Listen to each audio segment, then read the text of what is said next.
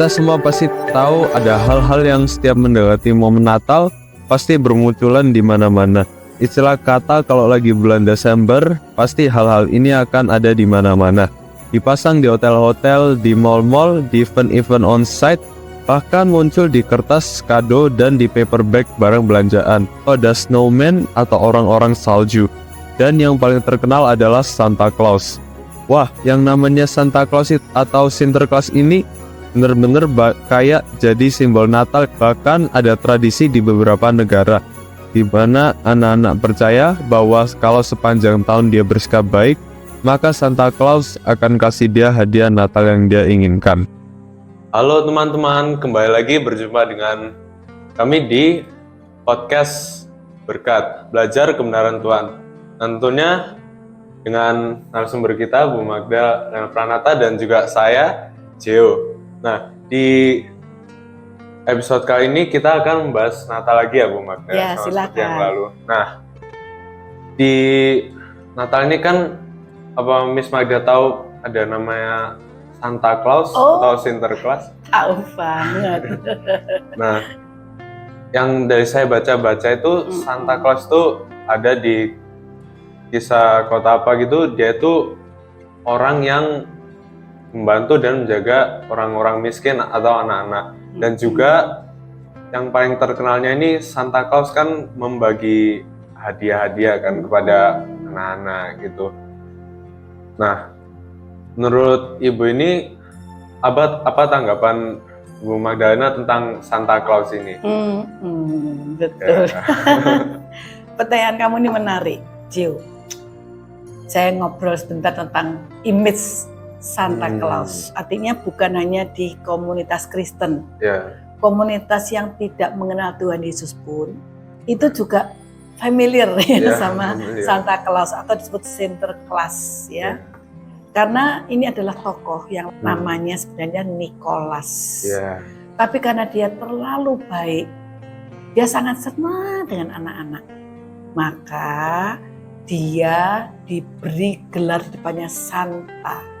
Karena pada waktu sebelum zaman reformasi, kalau ada orang yang disebut saleh, ya hidupnya baik, suka menolong, disebut kebaikannya tuh luar biasa, itu diberi gelar Santa atau Santo. Ini bagi gereja-gereja sebelum reformasi. Kalau di reformasi, gereja reformasi tidak ada kita mengatakan Santa atau Santo. Semua adalah orang yang dikuduskan oleh Tuhan. Jadi seperti Gio, kalau Gio percaya Tuhan Yesus, kamu sudah percaya Tuhan Yesus belum? Belum. Nah, kamu kalau menurut Alkitab, kamu, saya, dan semua orang yang percaya Tuhan Yesus disebut saints sebetulnya. Orang kudus. Nah, begitu. Tapi kamu tidak disebut Santa atau Santo. Kalau Santo laki-laki ya. Nah, Santa Claus ini sebetulnya nama kependekan nama dari Santo Nicolaas. Ya, itu adalah lagu bahasa Belandanya. Sinterklas kapunen. Nah, ya begitu-begitulah bahasa Belanda ya. Nah, kenapa kok muncul tradisi itu? Karena begini. Kebaikan Mr. Nicolaas yang dikenal sebagai Santo Nicolaas itu sangat menginspirasi masyarakat Kristen waktu itu. Karena mereka menyadari bahwa seharusnya setiap orang Kristen harusnya berbagi dan peduli kepada anak-anak dari keluarga yang tidak mampu. Karena mereka tidak bisa sekolah, untuk makan pun susah payah, kan begitu. Sehingga kemudian berkembang menjadi sebuah tradisi dan memang itu dilakukan pada bulan Natal. Nah, tradisi itu lalu berkembang ya ceritanya sampai kemudian untuk memotivasi anak supaya jadi anak yang baik. Kalau kamu baik, nanti ada Santa Claus atau Sinterklas ya, bahasa Belandanya begitu, yang akan memberikan hadiah untuk anak yang baik. Lalu dimunculkan swatebit ya, untuk kalau tidak nurut dimasukkan dalam karung oleh yang badannya hitam, ya toh? Kamu tahu yang swatebit kan, yang membawa kadang-kadang membawa jambu, bawa kantong. Kalau Sinterklas atau Santa Claus itu bawa kantong isinya hadiah. Kalau swatebit ini yang kulit hitam itu membawa anak-anak yang tadi disebut nakal itu dimasukkan dalam kantongnya dia. Nah, betul. seringkali orang tua itu yang mau jalan pintas menakut-nakuti anaknya. Kalau kamu tidak nurut ya, nanti kalau Santa Claus datang kamu tidak dapat hadiah, tapi kamu akan dibawa masuk sama swatepit masuk di kantongnya dia. Jadi anak-anak tuh langsung nggak mau. Akhirnya dia menjadi anak baik. Itu hari menjadi sebuah tradisi. Nah, memang itu sesuatu yang sebenarnya tidak sesuai. Bahwa anak-anak ditakut-takuti supaya mereka jadi anak baik. Sebab menjadi anak yang baik itu bukan karena takut hukuman. Tapi karena apa? Menurut kamu? Kamu tuh mau menjadi baik karena apa? Simpelnya ya karena di Alkitab ya diajar untuk jadi orang yang baik. Karena firman Tuhan mengajarkan. Karena Tuhan sudah mengasihi saya mau mengasihi Tuhan melalui melakukan kehendaknya, meneladani hidupnya. Nah, jadi akhirnya tradisi tentang Santa Claus atau Sinterklaas ini yang lebih terkenal di Indonesia karena kita ini pernah dijajah oleh negara Belanda ya, pemerintah ya pokoknya mereka, maka nama Sinterklaas itu lebih terkenal kan. Belakangan orang-orang tua sudah sadar tidak boleh nakut-nakuti anak dengan swatepit, sehingga sekarang sudah lebih banyak hanya muncul Santa Claus saja. Jadi kalau ada swatepit itu dulu ya. Sekarang ini saya lihat kok sudah lebih banyak fokus ke Santa Claus ya. Nah, tradisi ini sebenarnya tujuannya baik, yaitu untuk mengingatkan orang Kristen. Kalau kamu melalui Natal ini mengingat berbuat baik, berarti setiap kali setelah Natal harus berbuat baik sampai Natal berikutnya. Jadi janganlah berbuat baik hanya pada waktu Natal saja. Nah, bagaimana Pelangi Kristus memaknai ini? Nah, selama hidup kamu di Pelangi Kristus pernah enggak kita merayakan Santa Claus? Gak pernah. Tapi kita mau merayakan kasih Tuhan dan peduli kepada orang-orang yang membutuhkan kasih Tuhan dan menyatakan semacam surprise gitu. Karena kan anak-anak itu kan enggak kenal Santa Claus ya kan? Atau Santo Nicholas itu kan enggak kenal. Tapi tiba-tiba dia dapat hadiah. Dan Santa Claus itu tidak pernah mau ketahuan siapa dia. Jadi tiba-tiba di rumah itu tiba-tiba ada saja hadiah datang. Nah, sehingga akhirnya tradisinya kan anak-anak nyiapin kaos kaki yang kain itu loh. Nanti diisi hadiah. Kan kamu sering lihat hiasan Natal. Nah, kaos kaki merah. Nah, begitu. Masukin ini. Tapi kalau orang tua sekarang kan langsung dibawa pohon Natal, ya toh? Nah, sekarang bagaimana murid Pelangi Kristus belajar untuk memberikan kejutan kasih, surprise kepada keluarga-keluarga yang akan sangat senang kalau dapat surprise itu, dan melalui itu mereka akan melihat Tuhan tuh mengasihi kami. Apa yang kita lakukan? Kita melakukan satu aktivitas di Natal. Apa itu? Christmas Carol. Yes, that's it, good. Christmas Carol. Jadi pada bulan Natal khusus ya, murid-murid Pelangi Kristus mengunjungi bisa keluarga hamba-hamba Tuhan yang melayani tapi sudah pensiun ya. Yang sudah tua, mungkin dulu waktu masih muda, masih belum pensiun, jemaatnya banyak ya tuh yang peduli. Terus sudah tua, mungkin sakit, sudah tidak ada yang peduli. Mungkin ya kan, nah murid-murid Pelangi Kristus datang mengunjungi.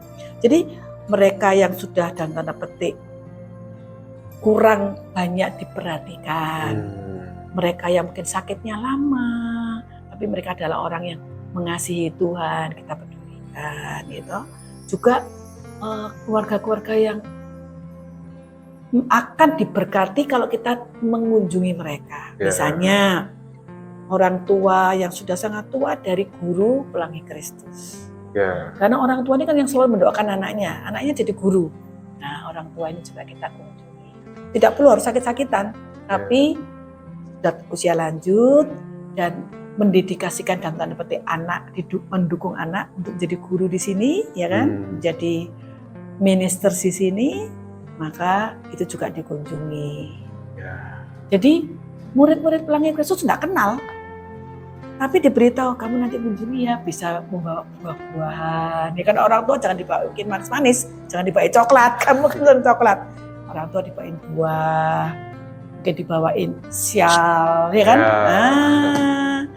Terus juga bukan itu, menyanyi, Memuji berdoa Tuhan. bersama. Terus ini, ibu atau bapak yang sudah lanjut usia kan banyak pengalaman hidup Ya. bersama Tuhan. Suruh cerita, Di-sharingkan. sharing, supaya merasa, anak-anak jangan lupa ya, seperti oma sama opa, Tuhan tuh baik, gini gitu. Jadi kesaksian oma opa direkam menjadi berkat sehingga opa-oma tuh merasa hidupnya masih berharga. Dan ini kejutan, artinya begini, saya tidak kenal kamu. Ya toh mungkin cucunya malah sudah di luar negeri semua, tidak pernah datang mungkin atau jarang datang. Setiap Natal dapat kunjungan. Jadi sebetulnya spiritnya sama, menolong, mengasihi, menyatakan kepedulian dan sifatnya surprise. Itu. Coba kamu cerita sedikit pengalaman waktu satu kali kamu Kristus ke rumah, kamu tidak usah sebutkan nama ya. Ke rumah apa, misionari kah? Mbak Tuhan yang pensiun kah? Orang yang sakit kah? Atau orang tua guru kah? Yang terakhir itu ke rumah orang tua guru. Orang tua guru. Iya. Oke, apa yang kamu lakukan di sana? Sana aku ada kayak bicara tentang ya ayat-ayat Alkitab, terus diceritain ke orang tuanya. Sama nggak salah aku pas itu juga mimpin nyanyi. Nah, perasaanmu bagaimana waktu kamu bisa mimpin dan kamu melihat opa tuh seneng, wajahnya seneng toh? Iya, seneng. Nah, terus gimana kamu perasaanmu? Ya perasaanku tentunya seneng, soalnya kan aku bisa memberikan kasih gitu ya dengan cara datang ke rumahnya, terus ngajak mereka memuji Tuhan bersama-sama. Nah, dan murid-murid Pelangi Kristus mendapat kesempatan untuk mengerti bahwa ada banyak hal yang bisa kita lakukan untuk menyatakan kasih kita kepada Tuhan Yesus dan menyatakan kasih Tuhan Yesus kepada orang-orang yang memang seorang yang dulunya punya banyak sekali kesempatan dan waktu untuk berhadapan-hadapan dengan komunitas Kristen, tapi karena sakit dan tua sudah terisolir ya kan. Yeah. Nah, jadi memberikan kegembiraan, tidak merasa sepi, menjadi kenang-kenangan indah. Kadang-kadang kita juga ke panti asuhan, ya kan kayak gitu-gitu. Gitu. Ya jadi berikan untuk memberi kasih gitu. Nah, jadi intinya kan tadi kamu bilang Santa Claus itu kan adalah memberi kebaikan pada orang yang membutuhkan. Nah, itu yang kita pakai. Itu ya. Ya, jadi itu guys, ya terima kasih untuk sharingnya Bu Magda. Ada lagi pertanyaan? Pertanyaannya, ya ada lagi. Apa itu? Pertanyaan selanjutnya adalah apa momen yang paling penting atau hal yang paling penting menurut Miss Magda di momen Natal ini? Gitu ya. Sebelum saya bicara tentang hal yang paling penting, ada satu tradisi Natal lagi, yaitu saling mengucapkan selamat Natal, betul enggak? Iya. Nah, kamu ngerti enggak kenapa kok selamat Natal? Ayo. Mungkin selamat gara-gara Tuhan lahir ke dunia ini. Tuhan lahir tapi kamu yang ngasih selamat. Ya kan betul. Untuk lahir untuk menyelamatkan umat manusia. Jadi waktu mengucapkan selamat, coba mana tanganmu? Selamat ya, itu artinya selamat. Apa? Saya dan Jiu mengingat kelahiran Tuhan Yesus membawa berkat. Ketika kita mengucapkan selamat, kita diingatkan kembali untuk mengenang waktu Tuhan Yesus meninggalkan kemuliaan surga, datang ke dalam dunia untuk kita. Jadi apa yang paling penting kalau begitu? Yang paling penting adalah setiap Natal kita kembali seperti gembala dan orang majus. Kalau gembala datang waktu Tuhan Yesus baru lahir, belum dalam tanda petik melakukan mujizat di depan mata gembala, ya toh? Yeah. Gembalanya bukan sakit lalu disembuhkan Tuhan Yesus, belum ada mujizat apapun. Gembala itu sudah percaya dan menyembah Tuhan Yesus. Kurang lebih 1,5 tahun atau hampir 2 tahun kemudian datanglah yang kamu bilang tadi orang majus. Mereka juga datang dan menyembah Tuhan Yesus. Juga tidak melihat Tuhan Yesus melakukan mujizat apapun. Tapi mereka menyembah Tuhan Yesus yang masih anak kecil waktu itu. Ya kan? Nah, Baik. sekarang kita melakukan evaluasi. Tuhan, kalau saya percaya kepadamu, bagaimana kepercayaan saya hari ini sama Engkau? Apakah kepercayaan yang sungguh-sungguh, Tuhan Yesus Engkau juru selamat, Engkau mati untuk menebus saya, Engkau menjadikan saya milikmu, membawa saya keluar dari dosa ke dalam kerajaanmu yang kekal melalui pengorbananmu di atas salib. Bukan karena apa-apa yang menjadi berkat yang saya cari, atau karena kesembuhan, atau karena uang, atau karena hal-hal yang saya anggap keuntungan kalau menjadi orang Kristen.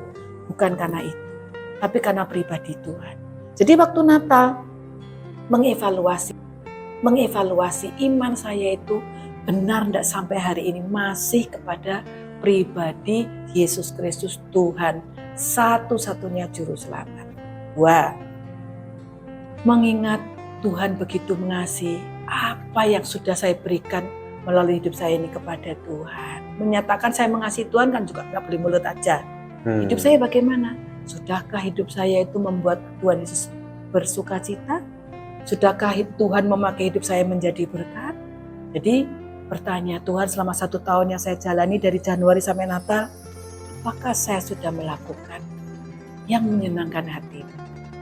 Lalu yang ketiga, berdoa di depan palungan.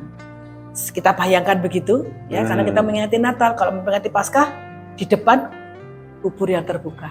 Kalau mengingat Jumat Agung, di depan salib Tuhan. Jadi selalu begitu komitmen. Tuhan, saya berkomitmen melalui Natal ini. Hal-hal yang sebenarnya harus saya kerjakan sebagai orang yang percaya pada Tuhan. Di situ saya berdoa sungguh-sungguh dan minta Tuhan mengubah hati dan hidup saya. Supaya apa yang saya sadar itu tidak baik, atau lemah, atau enggak sungguh-sungguh, saya boleh bertobat. Dan tahun yang baru saya sambut dengan hati yang siap dibentuk oleh Tuhan. Makanya kan selamat Natal dan tahun baru itu tujuannya itu bukan cuma selamat ya gitu. Nah sekarang saya tanya sama Cio, kamu kan mau merayakan Natal nih. Ya. Satu aja, apa janjimu sama Tuhan Yesus merayakan Natal tahun ini? Janjimu atau komitmenmu? Ya, janjiku ya untuk bisa menjadi berkat bagi orang lain atau menjadi terang. Ya begitu sih. Aku mau kan yang dulu kan aku kurang untuk ngasih orang lain gitu. Ya di Natal kali ini aku mau ya berkomitmen lah untuk ya menjadi berkat bagi orang lain. Apakah Cio merasakan Tuhan Yesus sungguh-sungguh mengasihi kamu? Ya. Berikan satu saja pengalaman kamu yang kamu ingin bersyukur sama Tuhan Yesus dan kamu meyakini Tuhan Yesus mengasihi kamu. Di saat Natal? Oh, bebas. Yang membuat kamu mengatakan, oh Tuhan terima kasih, Tuhan mengasihi saya. Boleh tentang pengalaman waktu kamu percaya Tuhan Yesus, atau pengalaman waktu kamu mengalami sebuah fakta bahwa Tuhan Yesus sungguh-sungguh hidup dan mengasihi kamu. Mungkin pas dulu ya. Dulu itu mungkin udah kayak 4 tahun, 5 tahun ya. Aku merasakan kasih Tuhan itu pas dulu kan aku ada konser main piano ya di konser ya. Iya. Ya pas itu aku masih takut gitu karena apa ya? Ada banyak orang yang gak dikenal nonton aku gitu. Betul. Jadi kurang percaya diri gitu. Terus kayak aku masuk satu ruangan itu kan. Aku kayak merenung gitu kayak 15 menitan gitu. Ya minta pertolongan dan buatan kepada Tuhan buat bisa percaya diri, biar kan biasanya pemain musik itu takut kan kalau tiba-tiba ada satu not salah pun itu kan udah panik. Ya panik gitu. Mungkin not yang selanjutnya bisa salah gitu. Ya aku minta pertolongan kepada Tuhan gitu. Ya pas mau mulai main piano itu kayak tanganku masih gemeteran gitu. Cuma pas saat main piano itu aku kayak apa ya, ke Tuhan itu bisa tenang gitu. Kamu mengalami Ya. Tuhan menyertai kamu. Ya, Artinya begini, Gio mengalami bahwa Tuhan itu hidup. Tuhan mendengar doamu, bahkan untuk hal yang sederhana, katakanlah begini, Tuhan itu kan ngurusin alam semesta. Sangat banyak yang diurus oleh Tuhan karena Dia Allah yang setia dan memelihara ciptaannya. Tapi masih mengurus orang Gio yang ketakutan main piano, ya kan? Dan Tuhan mendengar doamu. Gitu ya. Jadi Tuhan Yesus itu hidup, Tuhan Yesus itu dekat dengan kita, dan waktu merayakan Natal, saat kita lebih dekat pada Tuhan. Itu makna Natal, Gio. Oke? oke. Oke. Ya segitu aja ya Bu. Ya terima kasih untuk sharingnya Bu Magda, dan juga terima kasih untuk teman-teman yang telah nonton podcast ini. Semoga apa yang saya bicarakan dengan Bu Magda bisa menjadi berkat bagi teman-teman. Saatnya kita mengucapkan We wish you a blessed Christmas and joyous New Year. God bless you. Bless you.